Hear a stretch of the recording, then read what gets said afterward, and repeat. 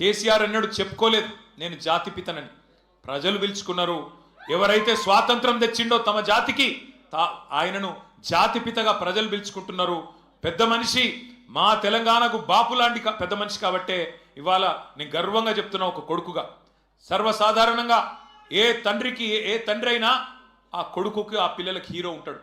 కానీ నా తండ్రి ఇలా తెలంగాణకు హీరో, అది తెలంగాణకు జాతికి మొత్తానికి హీరో. ఇది వాస్తవం. కొంతమంది మాట్లాడుతున్నారు ఆనవాళ్ళు చెరిపేస్తామని.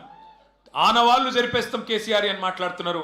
కేసీఆర్ గారి జన్మదిన సందర్భంగా నేను చెప్తా ఉన్నా, తెలంగాణనే కేసీఆర్ ఆనవాళ్ళు కదా, తెలంగాణనే కేసీఆర్ ఆనవాళ్ళు కదా, తెలంగాణ రాష్ట్రమే కేసీఆర్ ఆనవాళ్ళు కదా. దాన్ని ఎట్లా జరిపేస్తావురా సన్నాసి?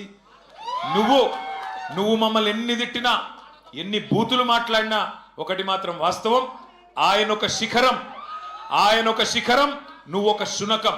ఆయన ఒక శిఖరం, నువ్వు ఒక శునకం. నీ స్థాయి గదే, నీ బతుకు గదే.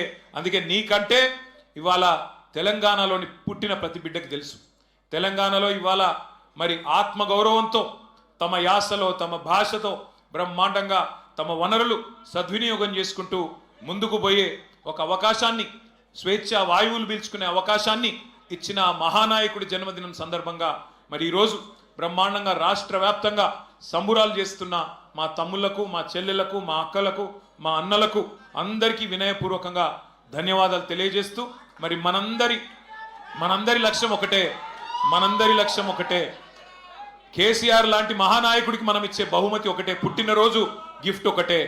ఐకమత్యంగా కొట్లాడదాం, ఐకమత్యంగా కలిసి కట్టుగా కదం దొక్కుదాం. మళ్ళీ తెలంగాణలో గులాబీ జెండా ఎగరవేయడమే, కేసీఆర్ గారు ముఖ్యమంత్రి కావడమే ఆ మహానాయకుడికి మనం ఇచ్చే చిరు కానుక. ఈ సందర్భంగా మీ అందరిని ఒకటే కోరుతా ఉన్నా, ఆయన నిండు 100 ఏళ్లు ఆరోగ్యంతో, మంచి ఆరోగ్యంతో ఉండాలని మనసారా ప్రార్థించాలని కోరుతూ, జై తెలంగాణ.